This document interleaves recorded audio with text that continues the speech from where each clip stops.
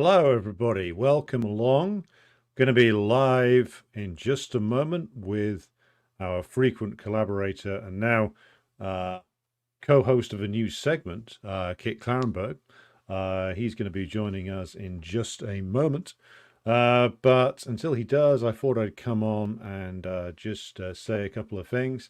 First of all, of course, today it is 107 years since the coming of the Bolshevik Revolution, the October Revolution in what was then a Russia run by, not by the Tsar, of course, he'd gone already, but by the bourgeois forces represented by Kerensky and others, supported by the Mensheviks and social revolutionaries, supposed revolutionaries, all of whom, of course, that is the bourgeois, the Mensheviks, the social revolutionaries, the Tsarists, were to join together in a foul and obnoxious counter-revolutionary coalition to fight together to try and destroy the newly emergent state of the workers and peasants that took roots in the territory of what had until then been the Tsarist Empire.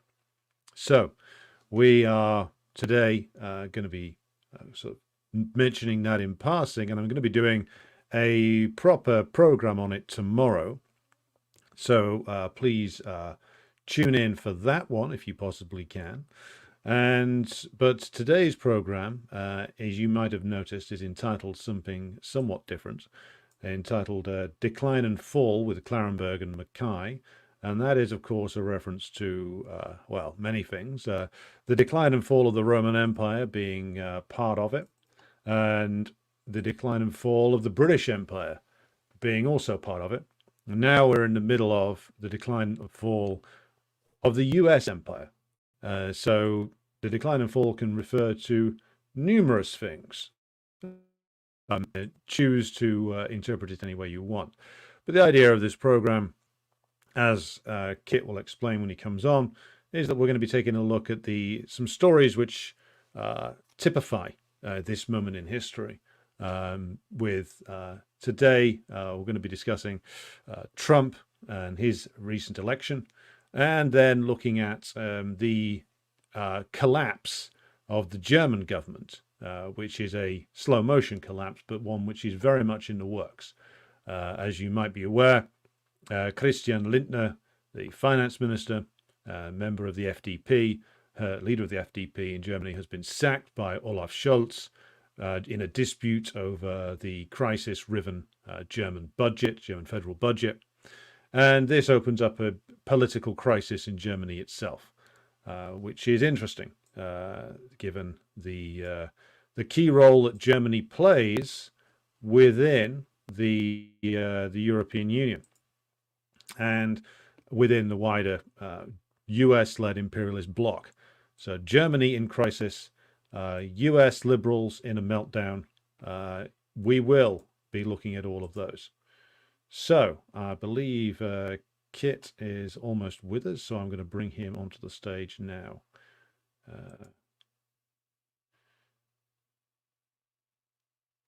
Hello there, can you hear me? Okay, got a few technical problems here. Just bear with us a moment.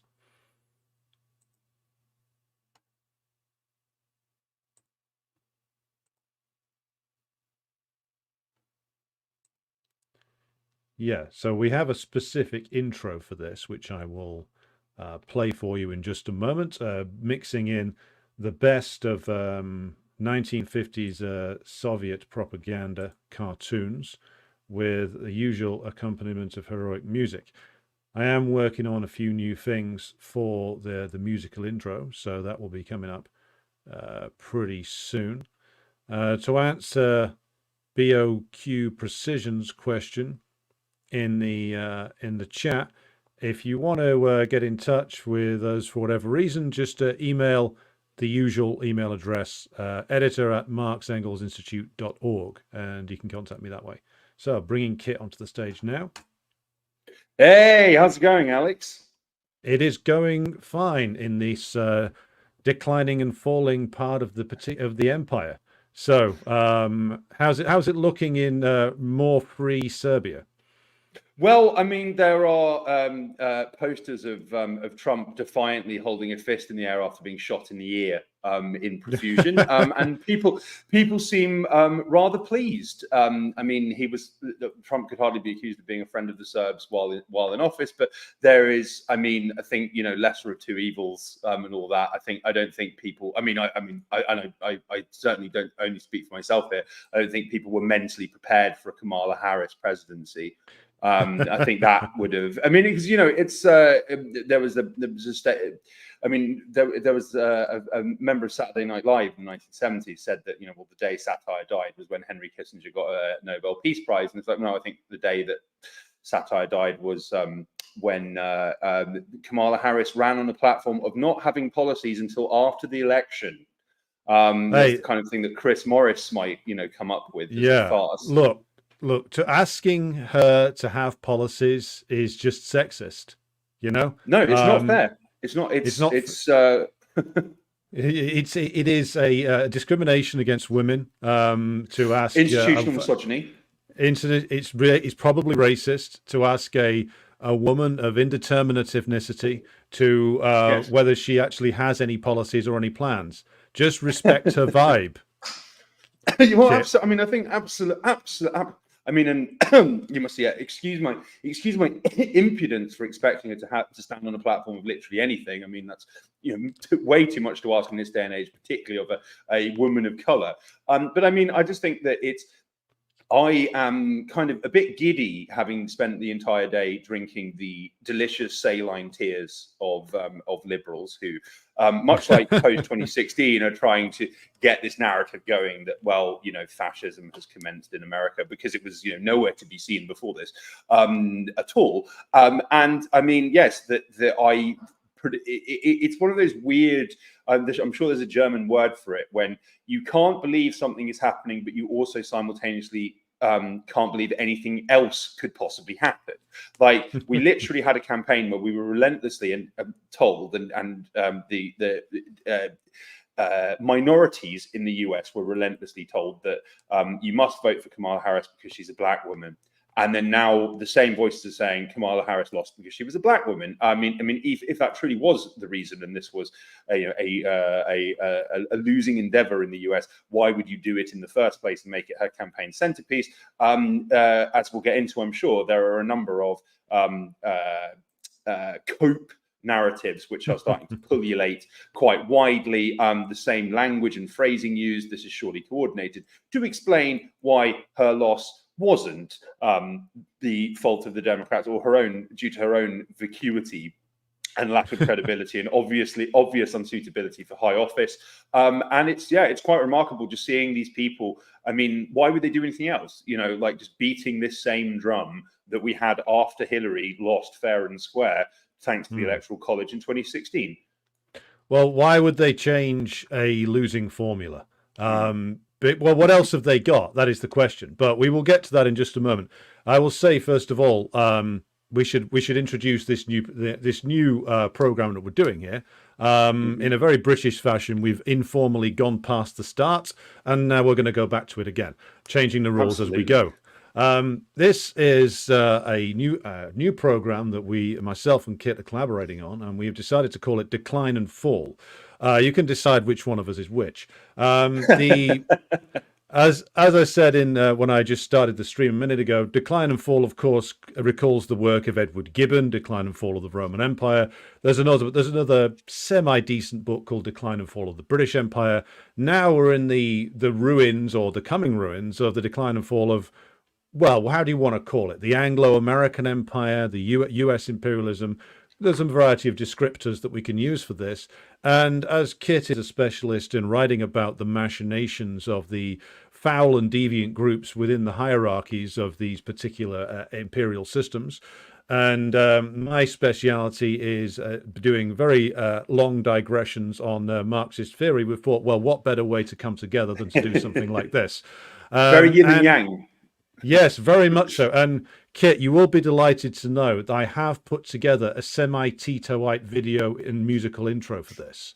So, this is fantastic. So, wow. combining combining some Tito-era songs, some USSR imagery, and the man who maybe should have been the true winner of the US election. So I'm going to throw to the video intro now, mate. Okay? Okay, go for it.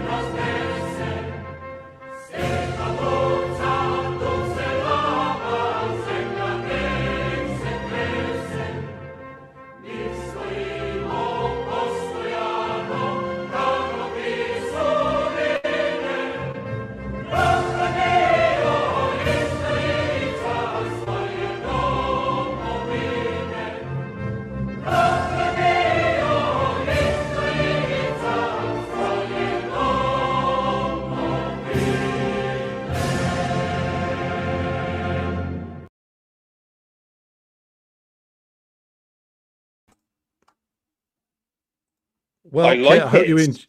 I hope you enjoyed that. It's somewhat experimental. We have got an outro as well, which is a song entitled "Hero Tito."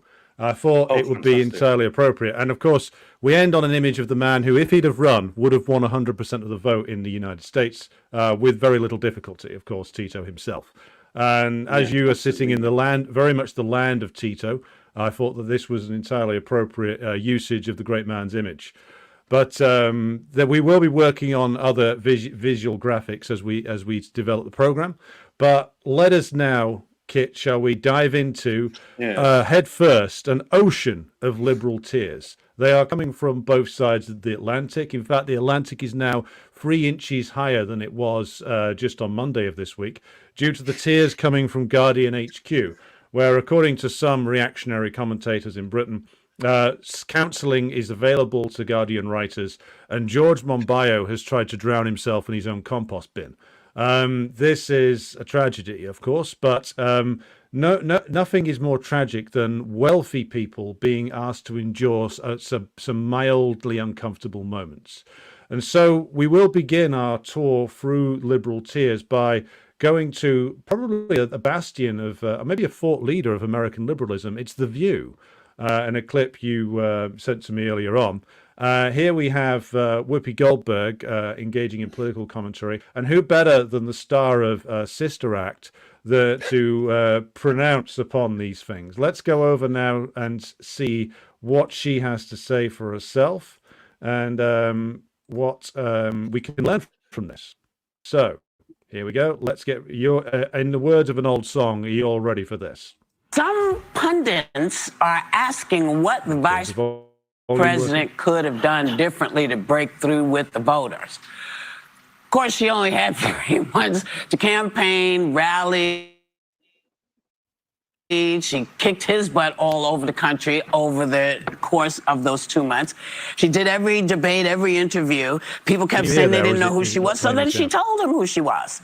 So how much more could she have done? Or should she? I mean, aside from buck naked dancing on the top of the table, I don't know what else she could have done. I don't think she could have done more. I think she left it all out on the field. I think she raised $1 billion in 3 months. I think that she ran a flawless campaign, and I maintain that.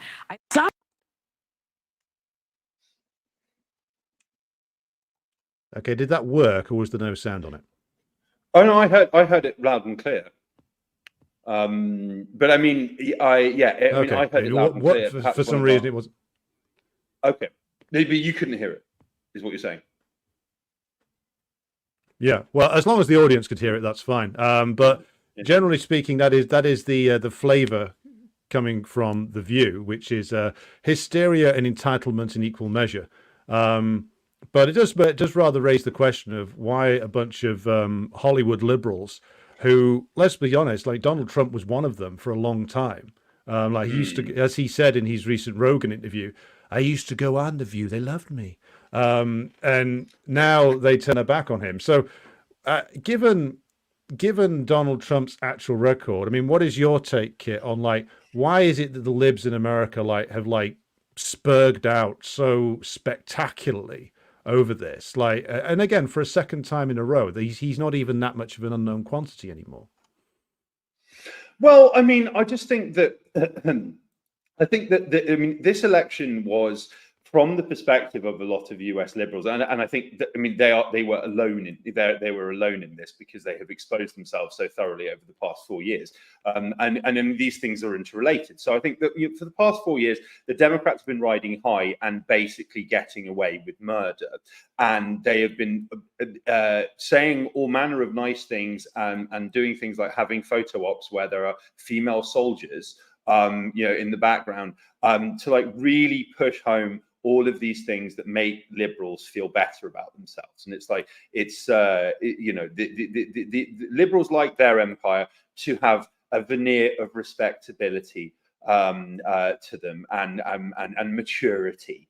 And so, I mean, I think that they've had 4 years of the world's first and probably last like DEI president. Lots of stuff when he first came in about like trans rights, and this is now a dedicated objective of the NED and USAID and other imperial front organizations, is to push this overseas. And so when liberals have had 4 years of being made to feel good about themselves while their country at home is just teeters on the brink of collapse, and their empire abroad is slowly but surely shattered into a million pieces.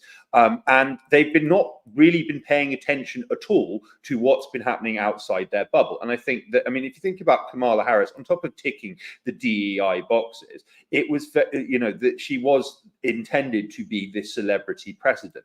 And what I found very interesting is I have seen an enormous number of people, and there was another clip, I'm not sure if it's from The View or CNN, where Joy Reid is saying, well, she had all of these celebrity endorsements, like Queen Latifah never endorses anyone. And it's like, in their mind, this is really significant, as is, I'm sure, they saw like, these neocon thugs and war criminals like Donald Rumsfeld endorsing Harris. They're like, oh yeah, we're winning. This is fantastic. And then, but outside this echo chamber, which is heavily like self-deluded, and I mean, people's lives have been collapsing. The cost of basic consumer products in the US is about a quarter more than 4 years ago. Now, I mean, the numbers may even actually be considerably higher, because another one of the ways that the Biden administration just engaged in brazen and overt manipulation in order to paint this picture of harmony in the US was they changed the way that inflation is calculated to not include like basic consumer products and housing. Therefore, they could say there was no inflation at all, and then they also changed the definition of recession, so they could claim that the US hadn't had a recession, of course. But it's like, like they are so this liberal class is so hyped up on their own myths and hubris and lies that they couldn't see the real picture, and all of the things they thought were going to be significant heading into this election weren't, and they can't wrap their heads around the fact that their strategy, which has failed before, has failed again. So it's like there was a lot was made about how Kamala Harris, she's doing what Clinton didn't do, and like really hitting town square meetings and doing like public addresses all over the map in key marginals, and this is like a really great thing. But the problem with that is it's Kamala Harris giving these addresses, so like automatically they're not going to win anyone new over, and they're probably going to alienate people who were wavering because she's so bad. And like, I mean, Branko Marcetic is a superb journalist who writes for Jacobin and the Quincy Institute for Responsible Statecraft. He dug up some quotes from a campaign meeting where Kamala was asked in the audience by someone who'd lost their job, lost their health insurance, and was facing homelessness, how Kamala was going to help her. And she said, I'll change the rules so your unemployment doesn't count against your credit score. And it's just this literally happened, and it's like, but it's like again, it's like something out of like a Chris Morris satire, and I think that the media was deceptively editing her interviews and then admitting they'd done this because her answers were so bad. After she expressed vague sympathy with Palestine one time, her aides had to rush out a statement saying Kamala's personal opinions on Palestine should not be seen as an indication of changing government policy. Well, that's very revealing, like, isn't it? That's like that's actually admitting the truth, which is doesn't fucking matter in the slightest what an individual candidate thinks. Like Barack Obama, we know from what Ali Abu Nima of the Electronic Intifada has said, used to go to pro-Palestine events in Chicago with Ali Abu Nima and others of like that circle. And he was photographed there. And when he spoke to them, Abu Nima said that it's clear Obama did understand the issues. Just like he didn't need to be given the open veins of Latin America by Hugo Chavez, which was a good stunt by Chavez, to know the reality of US imperialism in South America. He knew. Yeah. He understood it. But again, like the Harris's aide said, it doesn't matter what the candidate thinks. The priorities are the same, no matter who it is. And if you try and try and insist on something, well, at best you'll get Russia-gated. At worst, you'll get Kennedy'd. You know, or nearly trumped, or nearly trumped. You know, basically. But I mean, this is another thing as well. Is I think that such as the polarization of the media is that there are disclosures like that which they strike kind of shock and bewilderment and outcry out in a very select audience, and it doesn't actually have an effect on their ultimate target audience. And it's like there's another example of this before the 2020 election, where it was openly reported and widely reported that Biden had told very wealthy donors on a call, nothing will fundamentally change, don't worry. No one's material circumstances will be impacted. Like, he openly said this, and it was reported. And then it's just kind of like, oh, well, that happened, and then everyone forgets about it. The hardcore Biden supporters just forget about it. And and it's just like, I mean, to the average person, this stuff is just, it is repulsive, but also confirmed, just openly confirms what they've probably long suspected anyway. But it's but like it's gotten to the point where so many things get confirmed publicly now, and then they're just kind of forgotten about. And like after when the full scale of Kamala Harris crushing defeat by Donald Trump and the Republicans on every front. I mean, they're in full control of the machinery of the US government, or are they? I mean, at least on paper, which is stunning. I think that she was meant to give an address to her supporters, and apparently, like, quote unquote, large crowds had assembled near her campaign HQ to hear her give an address. And then it was just announced, oh, actually she isn't. She's not going to. and it's like, there are all of these people, bearing in mind they're like the hardcore Kamala supporters who actually went out and voted for her.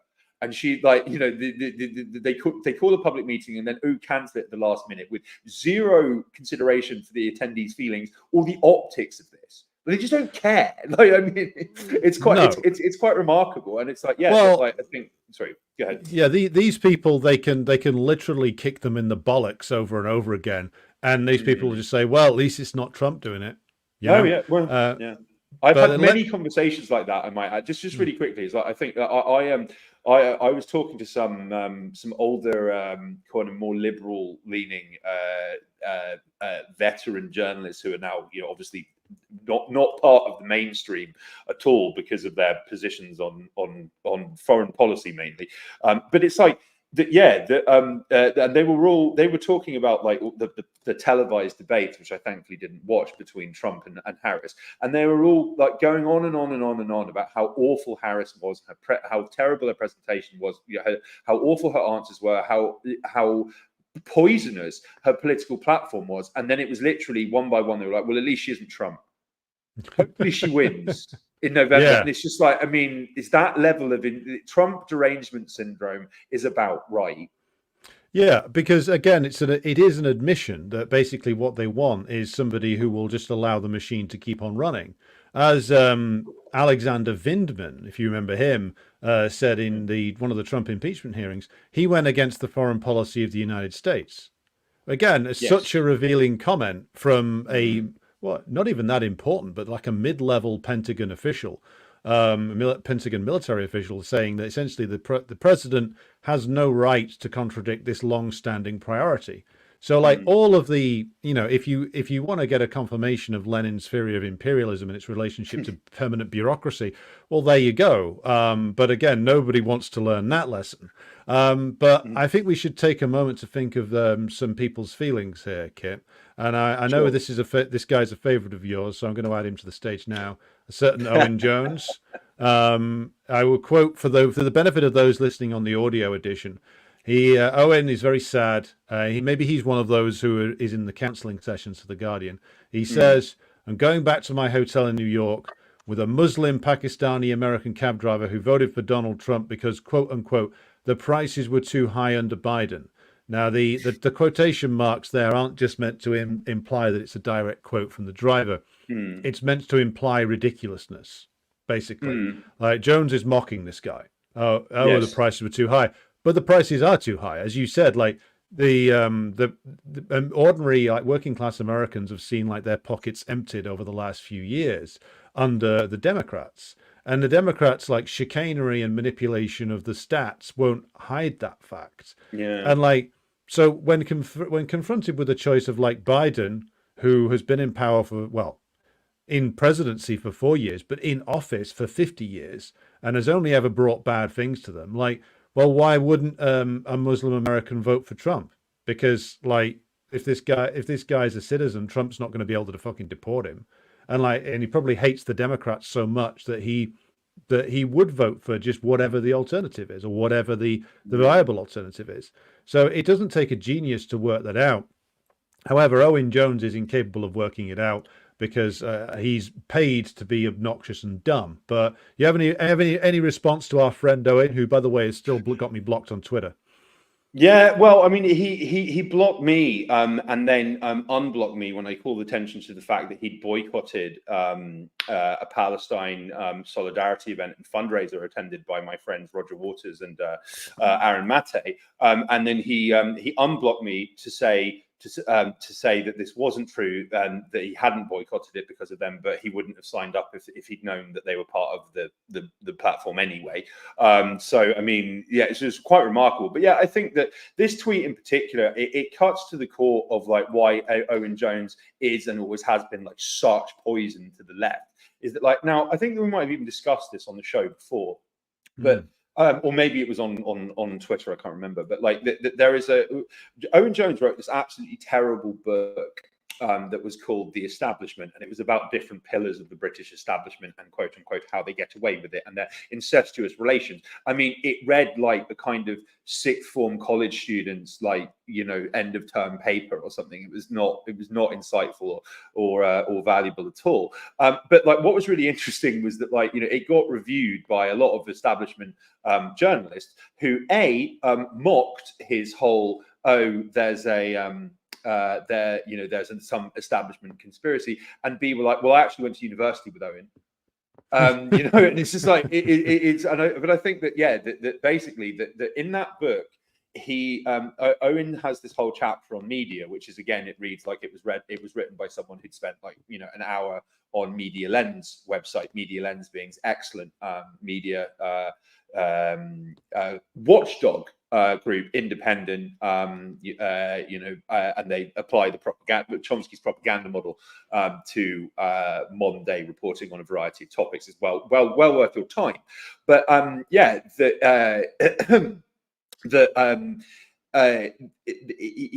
that chapter, Owen Jones effectively states, well, he kind of mentions some kind of basic criticisms of media, but he frames all of the media's problems as being related to elite ownership structures, which conveniently means The Guardian is not subject to the same pressures because it's not owned by a billionaire. And then he just deals with it in that way. And it's like, you know, he's a classic example of journalism who is totally part of the machine, has a very specific role, and on one level knows what his role is, and on the other, it would deny it, like, publicly. And I remember, like, during when the Tory Lib Dem coalition came to power in 2010, he was on TV a lot as the token lunatic Marxist, right? Like, he was brought on as like the face of the ultra insane, borderline Stalinist left, to be laughed at, ridiculed, and maybe come out with a nice sounding idea, kind of compromise idea like rent controls, which sounds nice, but we can't afford it because reasons. Like, that was his purpose. And I think, yeah, that he is a very, very, very not only is quite clearly a gatekeeper, but also that, like, yeah, that he is part of that liberal elite, actually, for all of his claims of, like, having this working class background and blah blah, like, you know, and he swans around in elite media circles in London. So of course he you know, is shocked to find out that, you know, a Pakistani Muslim who's now presumably a very proud US citizen, you know, decided to vote for Trump because they couldn't afford groceries. You know, like, this is the stuff that people care about. They don't give a fuck about pronouns and vibes, and that's all, like, Kamala offered. And I think there's a point I was going to make earlier when we were talking about how, like, liberals can't wrap their head around this because they got their way, and they didn't win. They can't effectively admit defeat. Like, we are having repeatedly. There's the exact same phrasing has cropped up, and I say there must be some kind of coordination. Like, the exact same phrasing on Twitter and on liberal networks in the US is Kamala ran a flawless campaign. Right. So she's flawless. Her campaign's flawless. The problem is people didn't want to vote for black women. The problem is America is sexist. America is racist. Oh, America is turning fascist. Blah blah blah. Anything rather than admit that she was an idiot, like, who didn't have policies anyone wanted, who lied and flip flopped all the time, and was, like, you know, refusing. You know, and I mean, that basically, I think there's been an enormous focus on the Trump campaign and all of their kind of gaffes. So, you know, apparently inviting Elon Musk to that Get Out to the Vote event was, like, this really big gaffe because he gave this insane speech which offended liberals. And then there was that Madison Square Garden event where there was a comedian who told some, like, really unpleasant racist jokes. And, like, for the white liberal, well, that's lost him the election. Right? Yeah. Like, these two things have lost him the election. And I saw a lot of people, including people like, you know, friends, comrades, and collaborators of mine, who seem to be falling for this stuff, actually. And I think it's a really interesting reflection of how, like, these kind of, like, you know, snobbish, elitist, like liberal attitudes, they do kind of, one way or another, filter out into the wider population, including the left, which is, you know, quite dangerous. Is that, like, yeah, that basically that, you know, that they're focused on those as gaffes. They're not focused on, like, college students getting tear gassed while they're campaigning for Palestine. That's not the gaffe for Harris. No, because I think, sorry. A gaffe is something that is an inadvertent admission of truth. Yes. I think is the definition.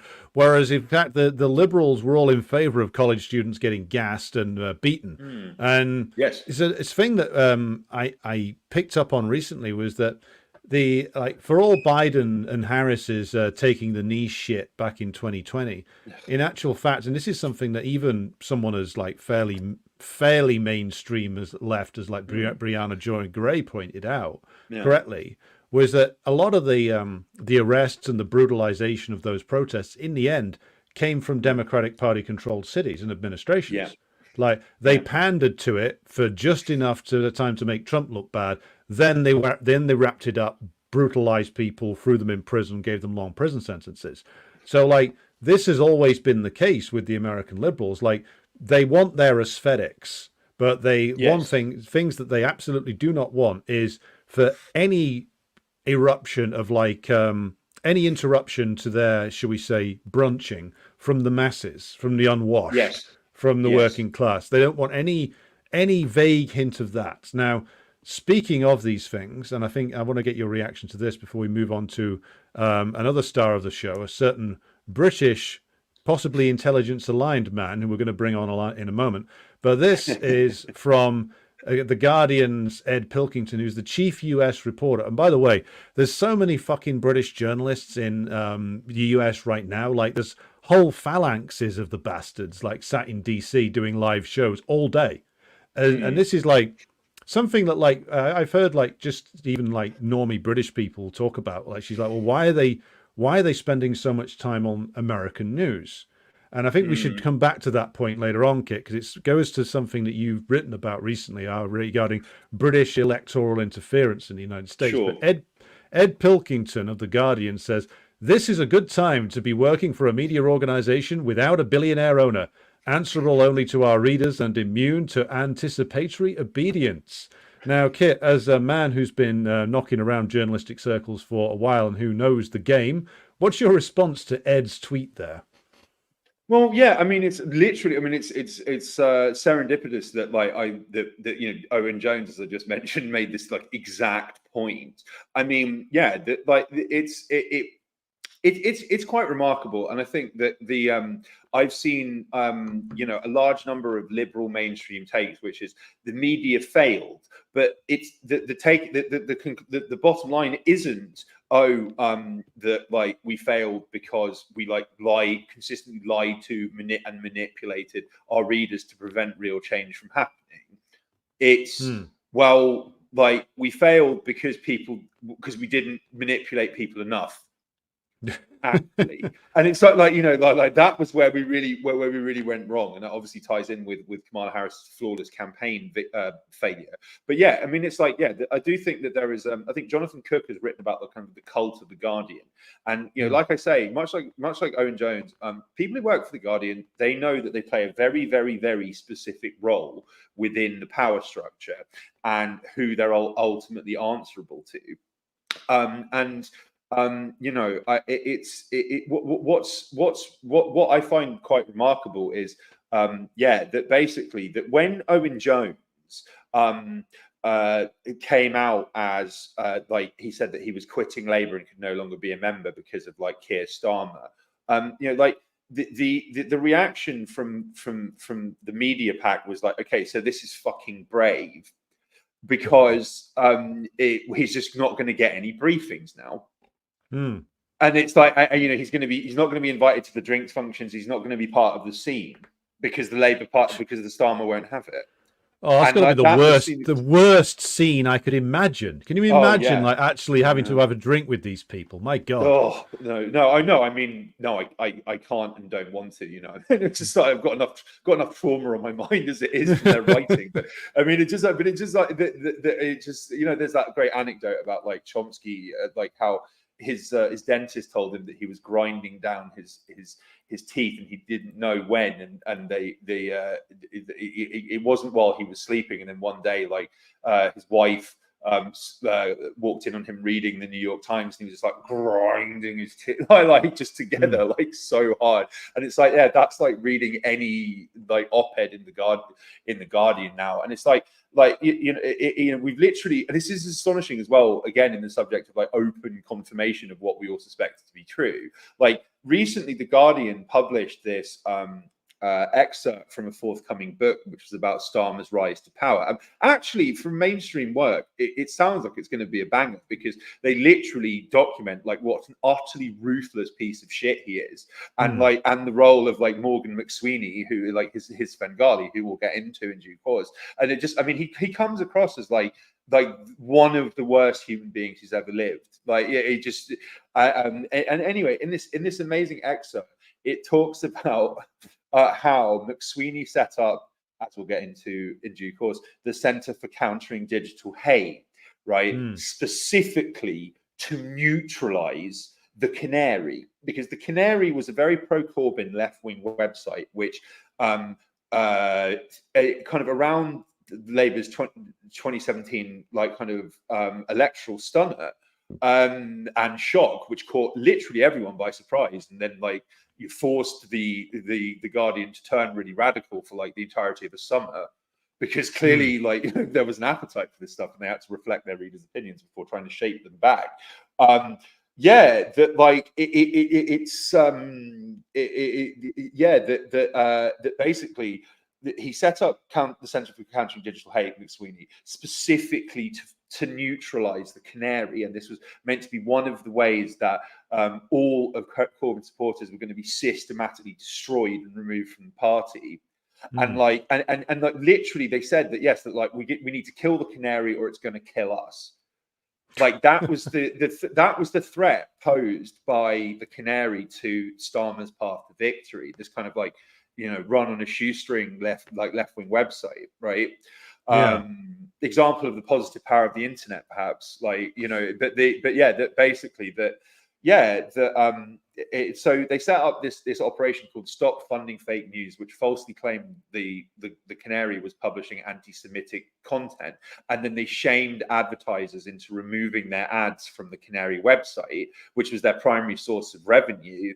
And then therefore that made their business model completely unworkable, and they basically had to like massively strip down their operations, and like, you know, people lost their jobs and all this other stuff, and like, you know, that was like devastatingly effective, and I watched it like happening in real time. That like all along we suspected, I know several people who have written and continue to write for the Canary, that they always thought that there was this concerted plot, and then it's there in black and white in the Guardian. But what the Guardian doesn't mention is that the Guardian was all over this and accusing the Canary of being anti-Semitic. Yeah. So it's like they've erased, journalists like consistently erase their own role.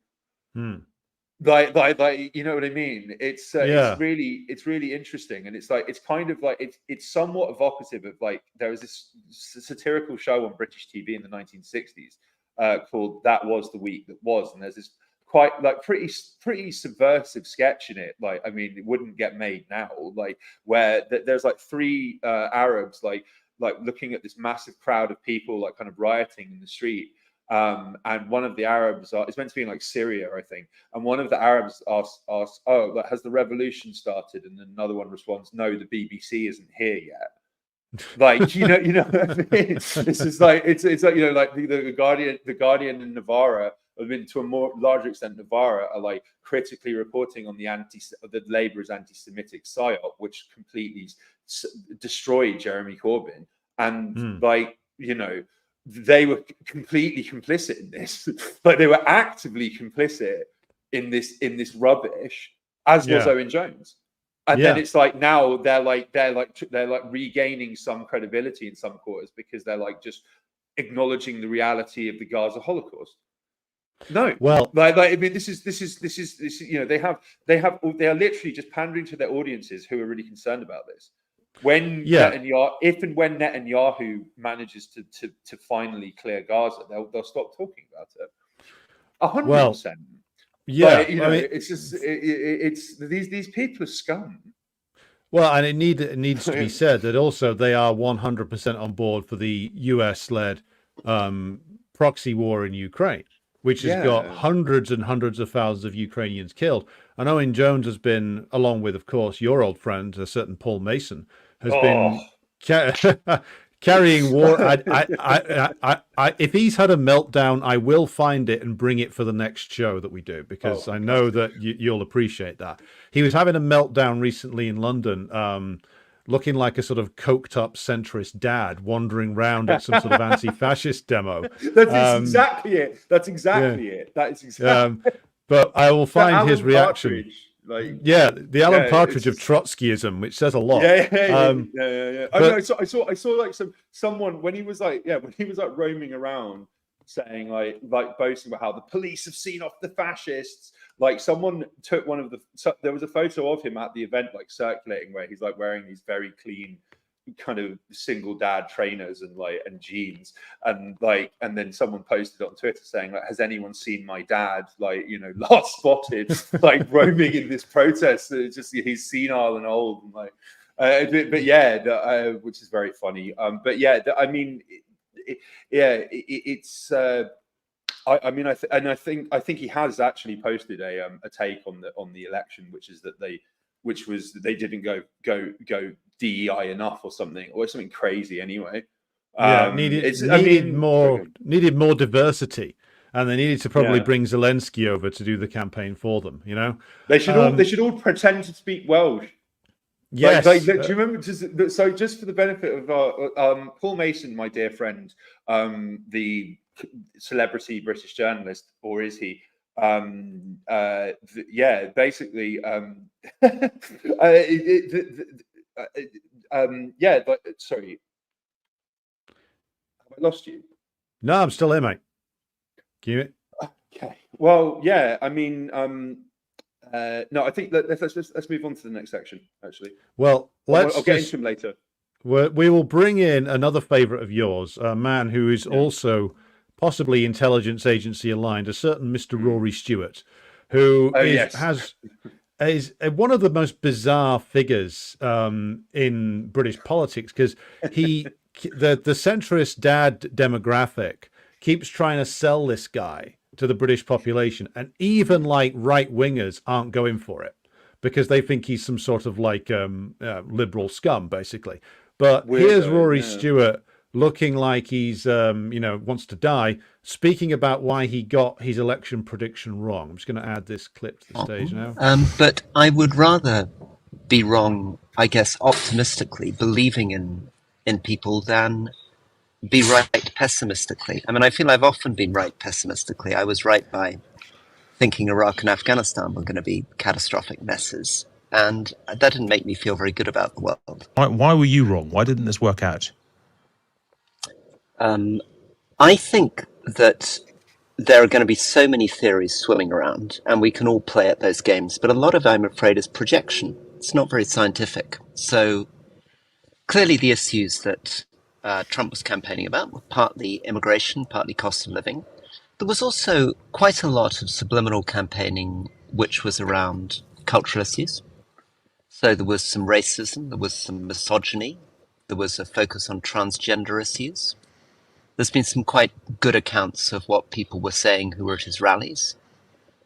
But the honest answer is I think academics are going to spend the next 20 years pondering about this, because Trump should have been, I would have thought, discredited after 2016. And I think you would have expected after January the 6th and the felony convictions and the fact that Biden has not done too bad a job, that he wouldn't have had much of a chance of coming back in.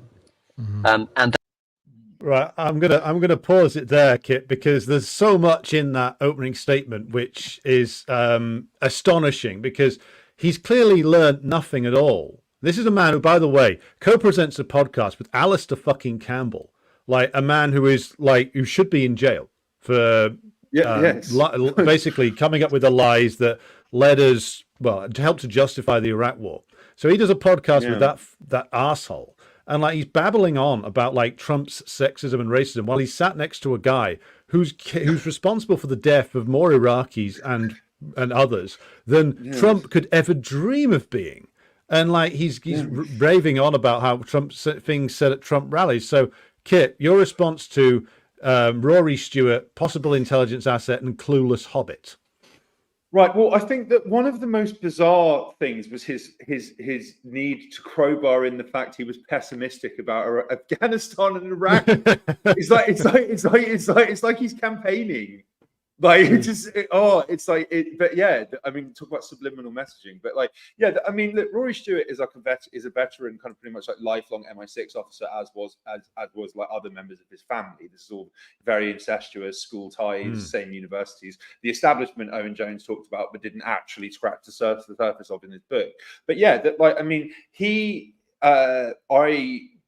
when he became an MP, he made a lot of noise about being very anti-war and anti-occupation, and kind of strode this very bizarre liberal left, semi-neoconservative, like kind of, he was like against the war in Syria.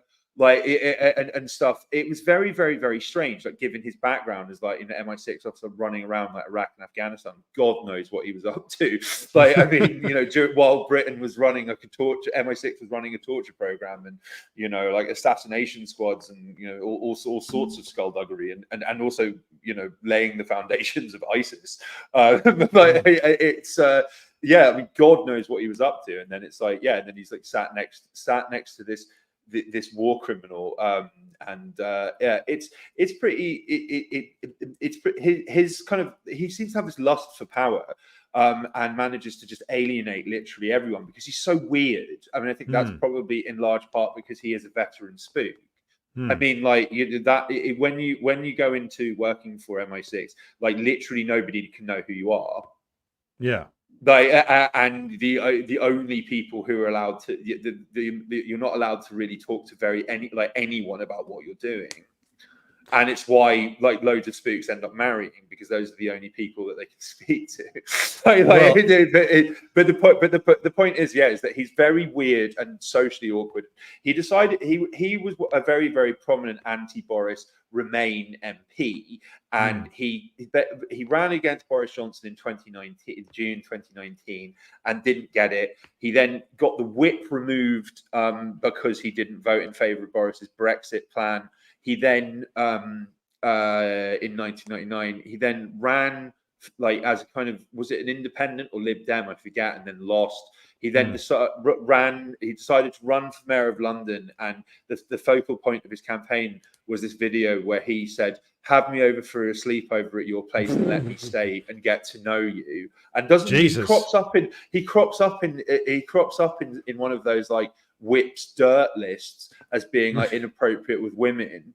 Like there's like they have like those grids, kind of like Excel tables of like this MP likes to sniff feet, like and it's like, and he was in one of them, I think, one of the lead, and it's just like, and that like he's just so weird, and then that didn't work, and he kind of went into the wilderness for a bit, and then came back as this kind of podcasting star. It's all very, very, very odd, but it's just like, I mean, my take on him is that he is someone who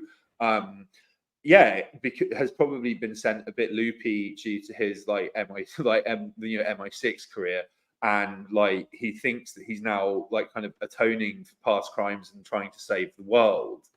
And it's just, it's like he reads out this laundry list of things that like liberals like really care about, like they really, really, really care about. Well, it's all due to optics. Like he starts off like going on about like January the 6th and stuff said at Trump rallies. It's like he doesn't seem to realize that the very things that he's focusing on is like, that's the reason why this campaign didn't work, because it was like a campaign where with all the themes were dedicated towards the sensibilities of like probably like the top 20% income bracket in US society. That whereas like whatever else you want to say about Trump, and there's quite a lot to be said, he at least did talk about price rises and the fact that they were bad.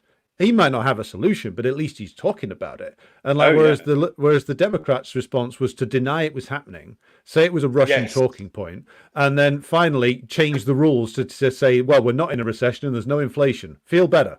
No. I mean, it's absolutely wild. And there was a fantastic thread on Twitter which I've got saved somewhere because it was so spot on. But it was basically talking about the Biden administration's response to everything was just comms. Like it was like it was like, right, okay, so I mean, there's a fucking genocide happening in Gaza, and like we're like arming it, and it's like killing our vote with like Arab Americans and the left and all this other stuff. Oh, I know, we'll build an aid pier. And like it's just like like this is their solution for stuff, and it's like I think that it's really interesting him kind of Stuart with this kind of casual contempt in his very clipped old BBC English, talking about like how the things that have been said at his campaign rallies is like as if like people give a damn Like, you know what I mean? It's really, someone was posting this the other day. I'm not sure if this is real, but it was like apparently it was a search of the term "Is Joe Biden running?" and it kind of spiked like close to the election. So it's like all of these months of political history that have been picked over and op-eds have been written about, and the rights and wrongs of just parachuting Kamala Harris into this role she's clearly not suited for just because reasons, you know, like completely contrary to what Democratic voters actually wanted. You know, it's their only response to that is comms. Well, like, it's all they know what to do. Like, that's basically like, this is like the ultimately this is like the boiled down essence of like the Democratic Party in the modern era, which is that if we can just find the right combination of words or the right image, then we can convince people. And you, to a certain degree, you can see why they reached that conclusion, because their response to the 2008 crisis was, well, we can't have Hillary, so we'll put the black guy in with the Kenyan name, and he will look as if he's going to do something. He won't. He'll do the opposite, but he'll look as if he's going to do something. And because they got away with that for 8 years, they're obsessed by it, and they're obsessed with finding the next version of Obama. The problem is that he, for all that he is a scumbag and a criminal, he is actually a good actor in that he can deliver the meaningless bullshit that they ask him to deliver, and he reads off his teleprompter, and he can do it in a way with apparent conviction. Yeah, like, you do it in a way that sounds convincing, and he doesn't like start giggling halfway through like Kamala does. Whereas you ask Kamala to do it, she'll fall over her words, she'll start giggling and cackling wildly, which you do if you've had like 5 gin and tonics before 9 a.m. in the morning. You will start laughing. But also, Kamala, for a lawyer, is an exceedingly bad liar. Like, you would think that somebody who'd been an attorney general for the state of California, who's responsible for like locking up people who are innocent, would be a good liar. But she can't lie. That's, well, I think, it's funny. It's funny that you say that, because like I from the moment I did the slightest digging into her background, she just came across as this kind of scumbag, crooked prosecutor, like sending innocent people to jail. And then like someone dug up her prosecutorial record, and it's tiny. Yeah. So like even the fact that she was doing that is a lie. Yeah, it was somebody. Like, she was like, fronting. This is meant to be part of the positive part of her. Yeah. She like. It was clearly like she wasn't even a crooked prosecutor. No, like, not even that. Like just like she was the front for an operation that was doing it, and that's that's part low. Of the that is like low. I mean, but it's the reason why she looks so underconfident is because like she's never had to actually, I think, really work even in the way that Obama had to work to manipulate people into thinking that he was something that he wasn't. She's just cruised through all these jobs, ruthlessly stepping on people to get there, and like when she's on the biggest stage, can't handle it. Like literally, she can't even deliver the bullshit. It's like the nervousness comes out somehow. It will manifest itself. But here's this is like that is like devastatingly insightful. Like, no, it's literally true, and it's like I think that she's someone who probably, for her vacuity, and I think this is why, as we'll get into, the British were all in on Kamala.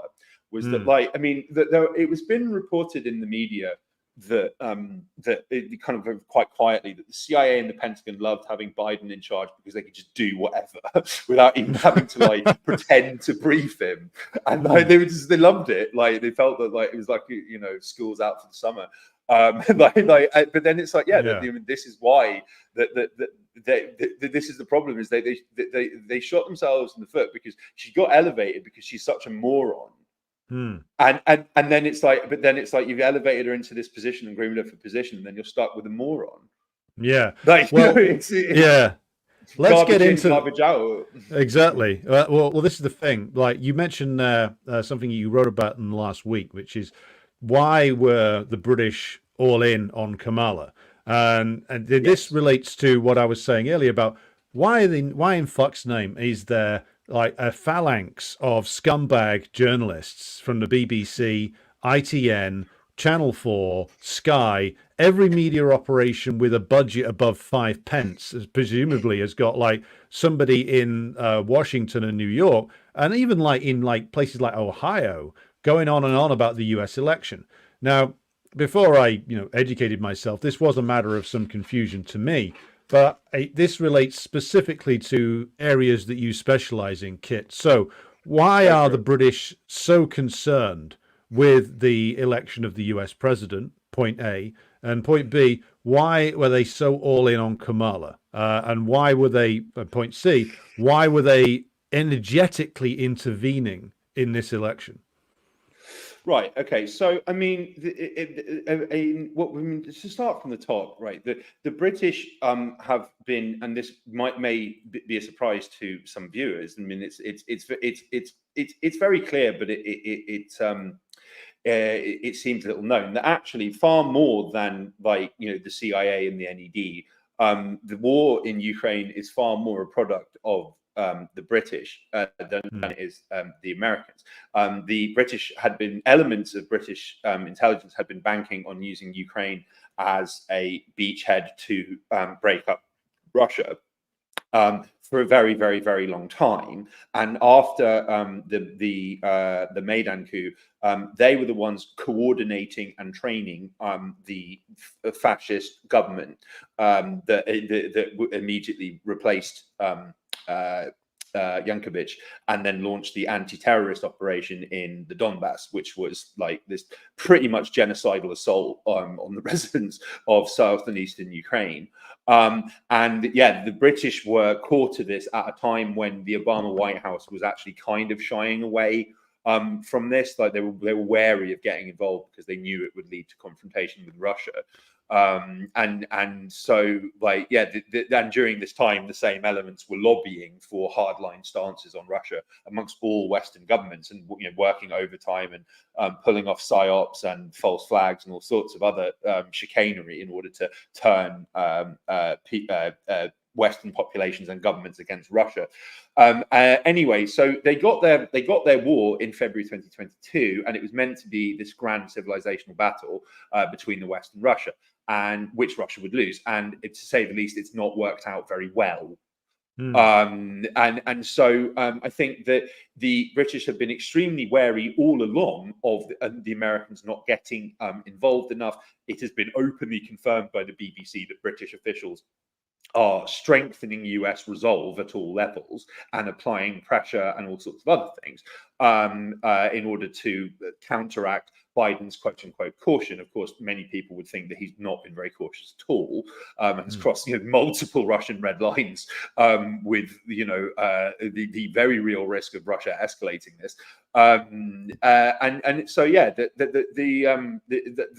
British have always been worried about the Americans pulling out of this, and so the election of Trump no doubt scared the prospect of Trump becoming president again, no doubt scared the shit out of them, but just like it did in 2016, right? And so because of his comments critical of NATO and kind of warm towards Russia, they were freaking out about this, to say the least. They'll be freaking out about it again now.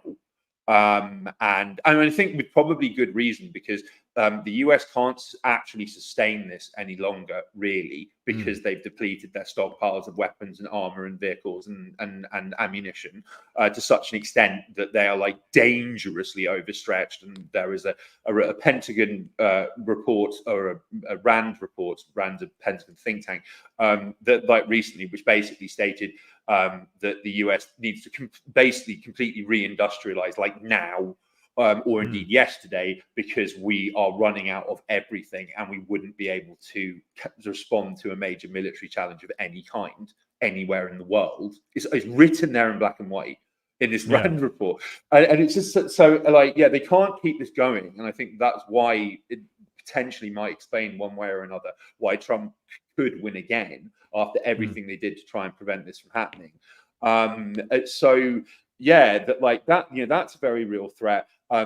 So accordingly, when Starmer came into the office in July 2024, he very quickly, i.e. immediately, tried to cement himself as the wartime prime minister. Of course, nobody's particularly interested in anything he has to say, so it's kind of been missed. But he's made all sorts of like tub thumping, very belligerent, hawkish statements on Ukraine. And the NATO 75th anniversary summit, he basically declared that Britain would support Ukraine for as long as it takes. Russia can't win this, and every NATO member needs to increase their GDP the defense spending to 5% of GDP, or significantly. I mean, it was like this really hawkish, bit like way more bombastic than even like what Boris Johnson was coming out with at the start of this, and like to say the least, Starmer was going to be threatened by a US president who wasn't all in on keeping this going, given the stance that he's taken. And, the Kursk, the ill-fated Kursk operation by Ukrainian forces was a British operation. It was planned, like that Britain supplied all of the equipment, intelligence, weapons, vehicles, tanks, like for them to do Kursk, and they did this explicitly. This was reported in Times to try and normalize overt involvement to such a degree that Germany and the US and other major NATO allies would do the same. It's that this is basically would be the start of potentially World War III. What they were trying to do. And so that he's put himself at that level, and as we'll get into the fall of the Scholz government in Germany, I think that there is actually similar concerns have led to the end of that government. Yeah, that he's put himself at that very high hawkish level on Ukraine, and it's been announced in the UK budget recently that it echoed Starmer's language from the NATO summit that Britain will give Ukraine $3 billion as long as it takes, and this is hated by the public as well.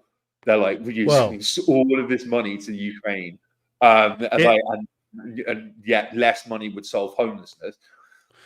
Well, yes, if the public finds out about it, of course, which it is seldom actually mentioned.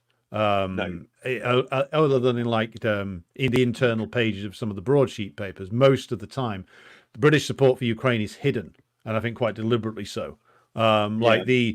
This operation in Kursk, I mean, pretty transparently, as you said, a British government organized or military intelligence organized operation was reported on ecstatically for about a week, and then when it became obvious that this thing was going to be a complete disaster, it just disappeared off the front pages. Now, I think what they were aiming to do was to basically normalize full-scale attacks inside the Russian interior, and in order to make some sort of point to the Americans and to others. But this has gone so wrong, so badly wrong, that it's really going to speed up the end of the war, because the Ukrainians lost 30,000 men, all tons of equipment, and apparently a hell of a lot of foreign mercenaries, including people from Poland, the US, and Britain itself. When I say mercenaries, that's of course in very heavy inverted commas, given the identity of these people is often, shall we say, not far removed from their former employers, to say the least. But on that subject as well, it's just I've seen footage floating around on Twitter which would never ever get featured in the British media of clearly British soldiers in shootouts with Russians in Bakhmut, where everyone's speaking British very openly, and they're it's just it recalls footage of the SAS battling the Taliban in Afghanistan that they were keen to promote, and they don't want to promote this. Well, and the British trained that unit in Odessa that was waging the sea drone warfare against the Russian Black Sea Fleet. And we talked about that before. That was something that I think your old friend Chris Donnelly might have been involved somewhere along the line with that. Then the Russians blew up all the guys who'd been through the training just after a visit from, I believe, some EU bigwig. So that's another glorious failure. Glorious failure there. I don't know though. It's just that's the thing, is that the analyst Will Shriver, or maybe it might be Shriver, he's coined the term the imaginary war, And it's just like, well, if you can't win a real war, win an imaginary one. And it's like, some people probably many people in the West are still in that. They think that they still think Ukraine is winning. I'm sure. It's only being admitted. It's only being admitted kind of very, very tacitly and with distancing qualifying language now that they're completely screwed. And I think for a lot of people, because that has not really been acknowledged in any serious way for in the mainstream before, really. Yeah. To such a blunt extent, I think it must come as a real shock to people. Well, exactly. And this goes back to the interference question again, because a man you mentioned earlier, a shady character by the name of Morgan McSweeney, which it should come as a shame to a man with an Irish surname, but there you go, that he's involved in something like this. Is Starmer's basically guru type figure, a shady character who's been, as you said, involved with dodgy intelligence aligned NGOs that are designed to carry out basically press freedom suppression inside Britain. He has been involved in advising the Kamala Harris campaign. The Labour Party sent, depending upon which report you believe, either between 100 and 200 volunteers to go and work over in the United States. And this is even after we get to the fact that the Russiagate arguably was a British intelligence creation, or at least a co-creation, given the role of Christopher Steele. So Starmer has royally pissed off Trump already by doing all of this. The reputation of the British is already sunk with him. So now Starmer stands up in Parliament today and yesterday and says, "Oh, I welcome President Trump. We should work together." I don't think that's going to wash, mate. Given how things have gone. I was just going to say on the numbers point, right? I saw this floating around on Twitter, and I couldn't verify it, but it looked very real. That there was a post that was taken from LinkedIn that someone sent me on Twitter. There was this head of operations at the Labour Party, Sophia Patel, saying, "I have nearly 100." This is on LinkedIn. "I have nearly 100 Labour Party staff (brackets current and former) going to the US in the next few weeks, heading to North Carolina, Nevada, Pennsylvania, and Virginia. I have 10 spots available for anyone available to head to the battleground state of North Carolina. We will sort your housing. Email me on labourforkamala@gmail.com if you're interested." That's wild. That is absolutely wild. And it's like, that all of the Labour people who were who had this extensive history of making negative comments about Trump have now purged their internet history and their Twitter timelines and stuff. It's hilarious, and it's the same with Zelensky, who called Trump a dangerous radical and he's someone who didn't know history and all this other stuff. And then it's just I for one welcome the election of Donald Trump, from Zelensky's official Twitter account. And it's so funny. And two governments have fallen in effect within 48 hours or even 24 hours, Alex, because of course in Germany, right, we've just had the collapse of the Scholz government. Now, I am pretty convinced that one of the reasons they're getting out of this now, right, is because they know that somewhere down the line, there's going to be a photo op with German government ministers standing next to Russian officials. You reckon? Right? I think so, because if you look at what's happening to Germany economically, right, we're getting into this zone of where all of these major German corporations that have been considered like jewels of Europe, and these kind of internationally renowned engineering marvels, they're shutting down. German car companies are shutting down. German industry is finished.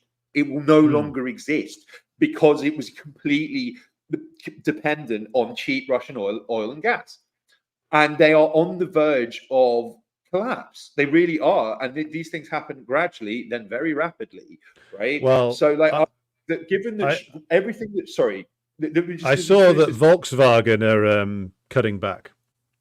Yeah, it's major German Schaefer, they're putting thousands of people out of work. It's wild. Mm. And that these were like kind of brands that I grew up knowing. Like it's completely insane.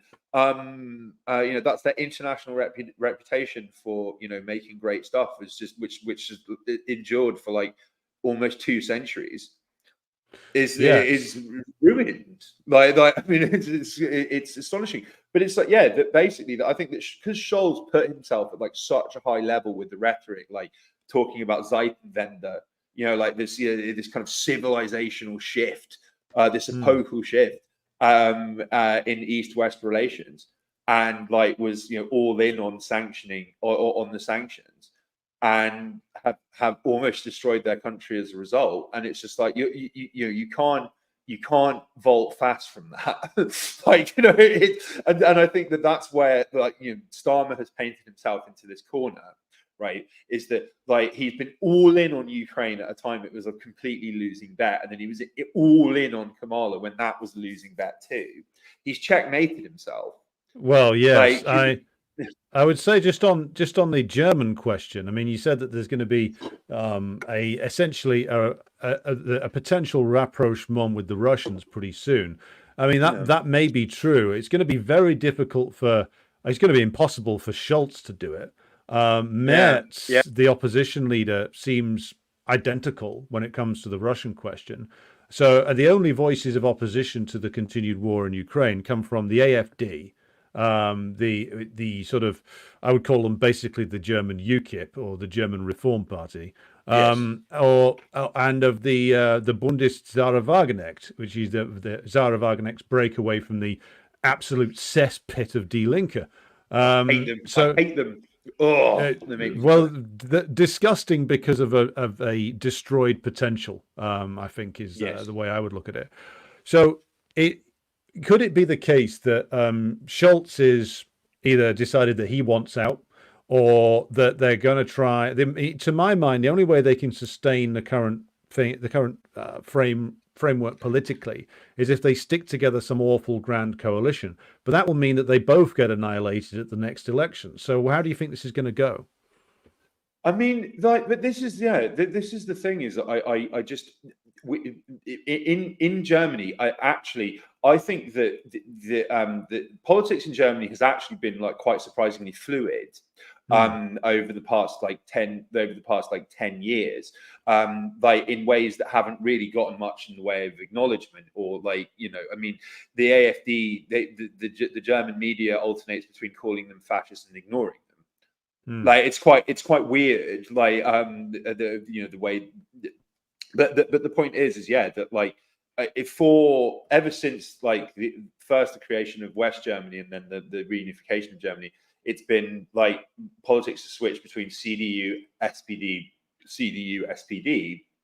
and if you had told me 10 years ago that there would be like 3 new political parties in parliament since then, I would have been very surprised. So it's like this is like a kind of collapse in support of established parties, like in quite a short space of time. Yeah, like and the rise of independence and independent candidates and independent parties, and so it's like that like what could happen next is anyone's guess. Like there are rules to try and prevent too many parties getting into like thresholds and stuff. But I think, I mean, as we saw like in the UK election, there were independent candidates who had like no money and no media coverage who won on pro-Palestine platforms. Like Wes Streeting almost lost his seat. Like, I mean, these were quite remarkable results that like, so, I mean, there would be everything to play for. And I do think that it's a point that I've been saying to people for many years, as someone with like, some knowledge of like German politics and history, that that when people started, when Western liberals started freaking out about AfD and how they're like the second coming of Hitler and like all this other stuff, I was just like, I was very keen to point out to people, well, where are they doing well? Oh, it's Die Linke heartlands. And there is a reason for that. It was because they were like, irrespective of whether you like their policies or not, they were anti-establishment. Like, it's just like if there was a better anti-establishment alternative, a lot of people would vote for them. Well, but the state would be trying to destroy that, like from the moment it was created. The de-linker question is a tragic one, because they arose out of working class people who used to vote for the old PDS, which was a descendant of the old SED, the ruling party in the DDR for decades, and it was a working class, something of working class origin. It merged with the Oscar Lafontaine's breakaway from the SPD, and then it became slowly over time less of a working class party, more of what I would call a sort of petty bourgeois leftist party. Now it's like basically a liberal party, but with even more Zionists in it. God, they're awful. And I think as well that there's a point to make about them as well, is that I think that the reason they are so repulsive is because that there was so much potential there. Like their rise to power was pretty wild. Like, I mean, given the extent to which the GDR is demonized in Germany, like, you know, you can publish endless books about Hitler, do what Katja Hoyer did, which was publish a sympathetic look at East Germany, and you're getting like death threats. Like, you know, I mean, it's not allowed. Like, you know, Katja Hoyer wrote this book on East Germany, and then it was very well reviewed everywhere apart from Germany, where they were just like, how dare she say that the GDR wasn't, you know, hell on earth. But then, meanwhile, there is some apologism for living standards under Hitler allowed. But I just think that they had so much potential and it was ruined. But this was always going to be the case because they were actually an incredibly clever psyop that was effectively specifically designed to drain radical fervor at a time when German authorities were getting worried about kind of like rising disenchantment in the former East Germany. So basically, that like Die Linke, there are WikiLeaks cables where a representative of Die Linke is talking to the local US embassy in Germany and is reassuring them that they took the platform they did of dismantling NATO. Right, they took that platform as a very cunning way of draining anti-NATO votes, of which there is an enormous amount in Germany. And always has been. And it was about a way of like getting this kind of radical anti-NATO voters to vote for them, so it could never happen. So it was like making this completely insane. Well, the whole of NATO has to break up, rather than Germany just leaving. It was it was a very clever 4D chess move. And then there's the Die Linke representative like openly telling the US ambassador, "Don't worry, we're not a threat to you." Don't worry. Like, just, it's very. You can see how these things happen. Well, it's the same trick that in wording that the old Second International used about war prior to 1914, which is to say they come up with these very big sounding statements, saying we'll wage a war against war itself and stuff like that. What they would never say is that in the event of war, we will strive for the defeat of our own ruling class. That's what they would never say, because that is not only a more radical demand, but there's a practical ways you can go about that as an oppositional party. So the demand that Germany should leave NATO and have the US bases withdrawn from it and the US troops and missiles sent home, that's a realizable demand which you could action, or you could look as if you were going to action if you had a chance of getting into government. Demanding that NATO all be deconstructed at the same time sounds great, but is never going to happen, as you said, and it enables these people to hide behind a really radical sounding demand. So like the demand should be that Germany out of NATO, US out of Germany. That would be like the sensible way to go about it.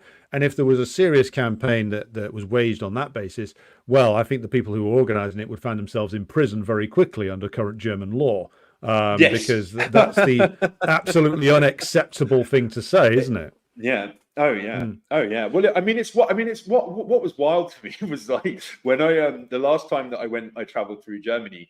I basically couldn't see any of my followers on Twitter because everything they were saying was banned under German law. Like I was like going on my timeline, and it was just like I couldn't see anything. It was hilarious. Like this tweet is banned in Germany. Like it was everything. And this is under free speech, anti-censorship Trump. Well, yes, it's quite what it's just really wild. Yeah, and I think that Germany's innate fascism is just like risen to the fore, like so rapidly and readily. And there were like kind of German think tank workers talking about how Russians were like genetically different, like from European at the start of this on TV, and like and then just the now passing a patriotism law, which means that you can lose your citizenship and be deported for quote unquote anti-Semitism, which means like they can just start deporting Palestine solidarity activists, like willy-nilly. And then they also, on the same day that Scholz government collapses and Donald Trump goes into office, they very quietly announce they've reintroduced national service. Yes, like, which I was going to mention that. This is the thing, is it's just like, I mean, this is the start of the disaster movie. Like, it really is. The thing about it is, and this is the big problem for Scholz or Merz or whoever takes over. Like they can talk about bringing back in conscription, they can talk about rearming, but it's rather hard to do that when your industrial base is falling to pieces. So like they've completely fucked themselves and cut their own knees off here. So like, because like you were saying about the Biden administration, like existing purely on optics, same is true for the Europeans. Like they think if they make an announcement, that means it must be true. It must be real. oh shit, it hasn't happened. It's a faith-based reality now, Oh yeah, but that's the thing. It's just like the level of delusion. I mean, the level of delusion is just like, when I saw, and I think I sent you this. There was like some Lib Dem MP, and like bearing in mind, like when I was in my teens and my 20s, the Lib Dems were like trying to be some anti-war party. Like that was their big thing. Was that they were anti-war. And then like there was this fucking liberal democratic MP was basically just calling for like Britain to start rearming, like in response to Trump's election, and very like hinting at like national service, and increased defense spending, rapidly focused military strategy on deterring Russian aggression, work with European allies to defend Europe under NATO that doesn't have US support. Like, well, good luck with that, guys. It's insane. And this is what I mean, is that like this is kind of what's actually forgotten, right? Is that like, and actually, what's actually forgotten is that when the Americans like left Afghanistan, like it seems that members of the British government were quite shocked by it. Like they clearly like weren't in the loop on the fact that they were actually leaving. Well, they didn't believe it. They didn't. And then there were people like, I think it was, I forget whether it was Dominic Raab, who was just like, well, the British should stay. Like what? Well, it's just that level of insanity. And then like you fast forward to a couple of years ago, and then was it Tobias? Was it last year that Tobias Ellwood, who is this kind of very prominent Tory and who had his military background, who's part of like 77th Brigade, and has like submitted papers to the Ministry of Defence on military thinking and merging military and civilian life.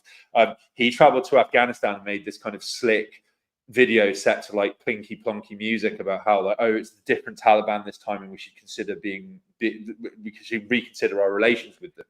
And then like he got removed from the I think it was the Foreign Affairs Committee, or he was part of a very influential parliamentary committee, and he got removed from it, and he was like denounced in Parliament for doing this. And it was just it was I mean, but it's it's just like the level of delusion on the part of the British elite is really quite astonishing. And it's like, as I think I said last week, they are a chihuahua on the world stage, surrounded by other chihuahuas. The more they get yappier and louder, the further east you go. Well, yes, but, they are ultimately like little chihuahuas, but they do have teeth still. Some. Well, unfortunately, yes. But the delusion will come to an end quite rapidly when it becomes obvious that for all the talk of like rearming and reindustrializing, all the British have managed to do is to really get Disarm a lot of Ukrainians themselves. killed and disarm themselves. And like if they try national service here, this will be the quickest route to a revolution. Because and in some ways, I hope they do it. Because, like, if you're going to go out there absolutely. and get Keir Starmer saying, "Come on now, everybody, fight for king and country," like what? Fight for what? Keir Starmer and Jimmy Savile's mate, who's on the throne.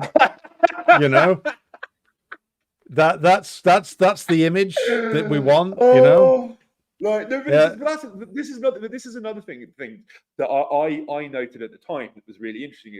It was very, very, very clear that like last year, there was an attempt to generate public support in Britain for national service. I think we even talked about this at the time. Yeah, did not go well. Boris Johnson, where Boris Johnson led the charge. Boris Johnson, the man who sabotaged peace in Ukraine, he gave this lengthy speech.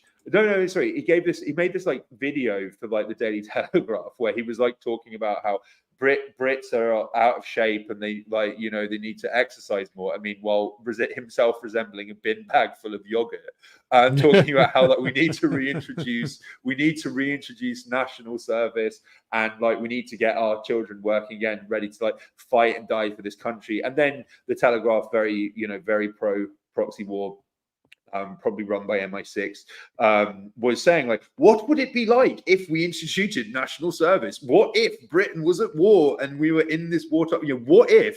And then like even the Telegraph's delusional, jingoistic readers were like inundating with them letters saying, no, just stop. This is no. Stop! This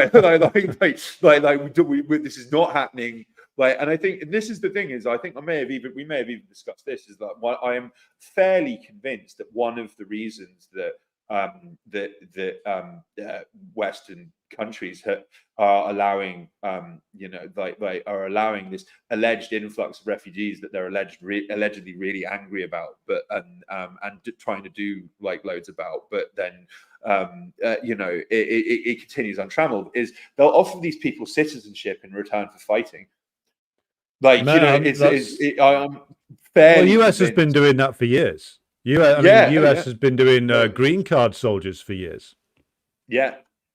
So you'll end up with an army full of like Ukrainians and I don't know Moldovans or something on the front lines somewhere, serving in some colonial roles for the British Empire. Yeah. Well, I mean, we as we've discussed before, George Soros openly stated in the early 90s that the beauty of NATO expansion was that there would be less body bags returning home to Western capitals and stuff. I mean, it's very, very clear, what the agenda is here. But yeah, and it's just like, because that's the thing is, people don't feel that they don't have anything to fight for at all anymore. Well, I think that was. Sorry, go ahead. Well, there's only. I mean, if you look at again, let's look at the conditions in the United States. Stagnant incomes for what, 50 years? Like, what are you fighting for? Your medical debt, your complete lack student of debt. Prospects. Yeah, student debt. Is Liz Warren going to come out with a new plan saying if you fight for the U.S. Army for 5 years, you'll get 3/4 of your student debt deferred until 2076, maybe, and maybe that will fill up the ranks. But I mean, they don't. There's a reason why they got rid of conscription. It's because the U.S. Army fell apart quite quickly in Vietnam. When we actually get down to the examination of it, as soon as things got dirty over there, the military discipline fell to pieces, and they started killing their officers and wanting to get the hell out. So how is this going to go well when they throw like a bunch of conscripts in to fight like a very experienced and very well trained and very well motivated Russian army in Ukraine? Going to get fucking destroyed. Like, it's going to be a But disaster. but, you know, just really quickly, what's really funny, right, is that, you know, that this narrative that there are now North Korean soldiers in Ukraine, and it's like we're getting conflicting reports. Have the Ukrainians clashed with the North Koreans yet? We don't know. And it's just like, well, I mean, there would be pictures, like if we're told that there are like tens of thousands, like of sort of these North Korean soldiers have invaded Ukraine. It'd be the easiest thing to prove, but like, you know, no evidence has emerged of this. And it's just like there was this FT article that was basically making based on interviews with defense experts, basically trying to frame North Korean soldiers being in Russia, being in Ukraine as a sign of how desperate and defeated Russia is. And then there was one defense expert, quote unquote, who said, well, I mean, you know, this is going to be an absolute disaster for Russia because the North Koreans don't speak Russian and the Russians don't speak North Korean. So, like, command and control is going to break down almost instantly. And it's like, that means they're not going to do it then, isn't it? Well, yeah. I mean, the best argument that this isn't happening is what you were describing. But I can imagine them. Sorry, go ahead. It's a total fantasy. I mean, technically, under the terms of the defense agreement that they've just passed through the Duma, they could do that because it's a British-inspired invasion of mainland Russia. But in actual fact, what's happening is they're training North Korean officers at Moscow's military academy. That's actually what's happening, and they're putting them through the lessons that they've learned from the Ukraine war, which will make the DPRK's army, when facing the puppet regime in the south of Korea, US occupied Korea, much more dangerous to face because their officers will have gone through a training program designed by veterans of this war. So that's what's actually going on. There will probably be joint training exercises and a degree of military integration between the Russian and the DPRK army eventually. But to say that they've shown up in Kursk, well, by extension, then that means that the DPRK just beat Britain. If we actually to fully extend this bullshit, because the DPRK showed up and the British organised invasion fell apart. So you've just done a huge self-own, basically. No, I know. I mean, it's incredible. It's incredible, isn't it? But I mean, that's the thing, is that such as the desperation to keep the US in this. I think it was just this last ditch bid. Let's say something mental and get everyone talking about it for reasons just to, like, please God, don't forget about this. It's like, you know, I do just as a shameless plug. I have a regular stream with my dear friend Alex Rubenstein. It's called Active Measures. Goes out every Sunday, and we also put out video investigations. You know, check us out. Like, we've had like people write to us when we do streams saying, "Stop talking about Ukraine. I never want to hear about it ever again." Like, you know, and I just think it's like, you know, that is quite a common perspective. Like, you know, just people don't care anymore. They understand, but it's not just due to, like, you know, apathy or ignorance. It's because they see that this is, you know, it is not this grand civilizational battle for democracy and freedom.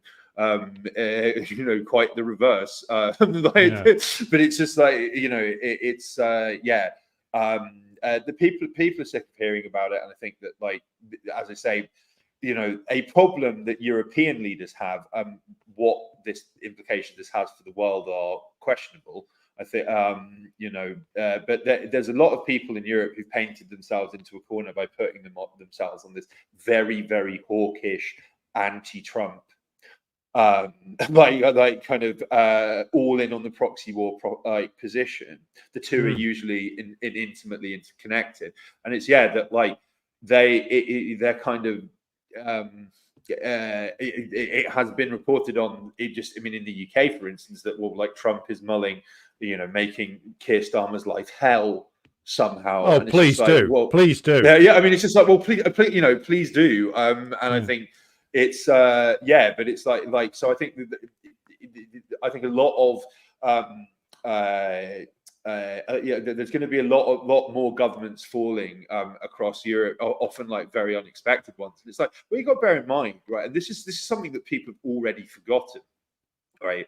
Is at the very start of this, the Finnish leader Sanna Marin, right? Like she was what was prime minister like when she was during COVID, and then at the very start of the war in Ukraine, and she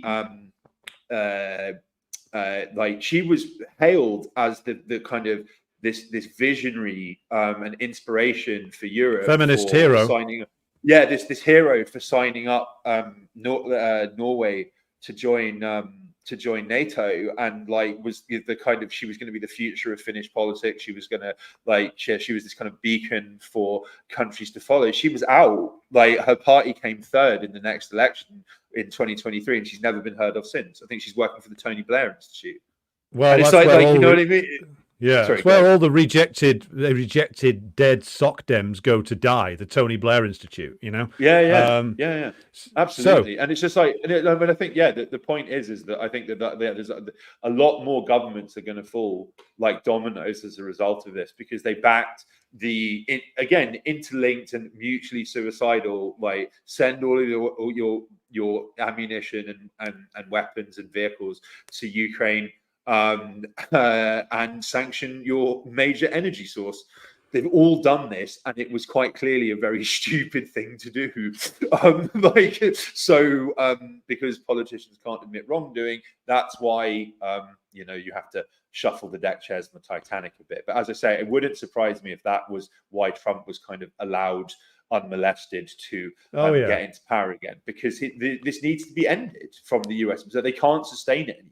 And they want to dump it on Europe to do, which will last about a week.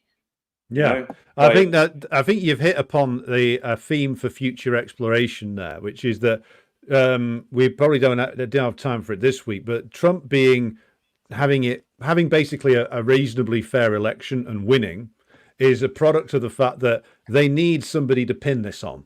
You know, yes, it will if the Dems can spin it out until late January, then it all falls apart. That's fine from a political point of view, because they need that. Even if Kamala had pulled off a miracle and won, thanks to her perfect campaign, the policy would have been the same in the end, because they can't sustain it. They need to get out. Better have Trump do it and Vance do it. The libs can blame it all on them. And then they can basically say, "Oh well, Zelensky, the hero. It's an awful shame he died because of that hot shot cocaine that he was on. He would have led them to victory if it wasn't for Trump. What a shame. Anyway, about that war on China. Yeah. Oh yeah. And it's just I mean, sorry. Go ahead. I was going to say so. Going to be drawing things to a close in just a moment, Kit. But before we close out for today, are there any final thoughts you want to deliver to the audience? Which, by the way, 414 of you watching on various channels right now. Be sure to like and share the stream if you haven't done so already. Kit, I'll give you the final word for this week. The final word. I mean, it's difficult to know where to start, really, isn't it? But I mean, I think that for everyone freaking out about Trump getting into power, I mean, be realistic. There was going to be zero difference in any substantive way, probably, between him and Kamala. So don't feel too bad about it. But a benefit of it is we might finally get out of this Ukrainian proxy war nightmare, and we can move on with our lives. Hopefully in a slightly safer world. But if nothing else, if you do want to understand the ever more rapid collapse of the Anglo-American global empire, there's no one better to enjoy it with than Alex and I. And I think this has been a really enjoyable broadcast, and I really look forward to seeing more of you over time. Alex. Yeah, we will return to you again for another episode of Decline and Fall ASAP. There is always much to talk about in this There's always decline and fall. There's always decline and fall. So this is a show with no limits, Absolutely. We will find it wherever we look. So if you've ever strolled down a ruined Roman road and thought to yourself, I wonder what kind of civilization built this, you can actually point to Roman ruins and get a fairly good idea. When we're gone, all that will be left will be the memes. So think about that. Yes, absolutely. And Longfellow couldn't have said it better. Yeah, indeed. And on that note, Kit Klarenberg, we will be back again, hopefully next week. It's been an honor and a pleasure, sir. We will return to you again. And remember, everybody, don't cry. It's just the end of the empire, not the end of the world. All right. Yeah, absolutely. All right, everybody. That was the first episode of Decline and Fall. I'm going to throw you over to a musical outro now featuring the heroic visage of Comrade Tito. Thank you, everybody, for tuning in. Be sure to like and share the stream if you haven't done so already. Be sure to check out Kit's work also on active measures that he does with his comrade Alex Rubinstein. Now we throw you over to the musical outro, and I thank everybody for tuning in. Thanks to Jenny for being our moderator for today, and I will return to you again tomorrow with our regular programming.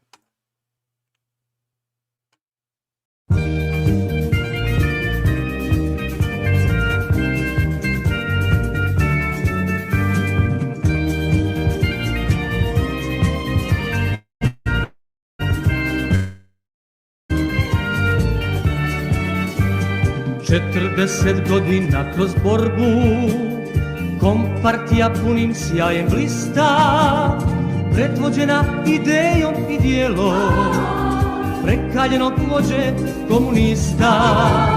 Drug je Tito simbol svih pobjeda, borac bratstva, slobode i mira, vekovina naše slavne borbe, koje niko ne smije da nam dira.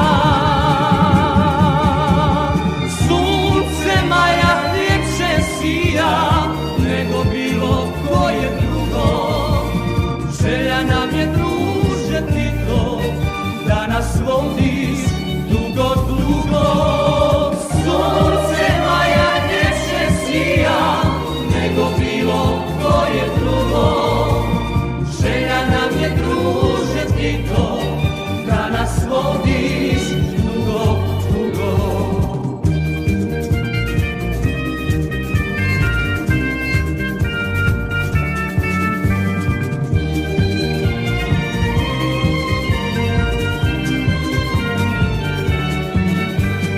Danas naša domovina snažno tvojim putem u novo korača, sa oružjem politike mira, nesvrstane zemlje upravljača.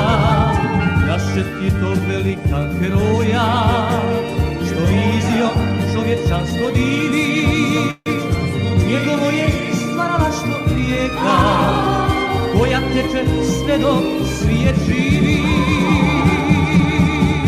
Sunce maja ljepše sija nego bilo koje drugo. Želja nam je drugo.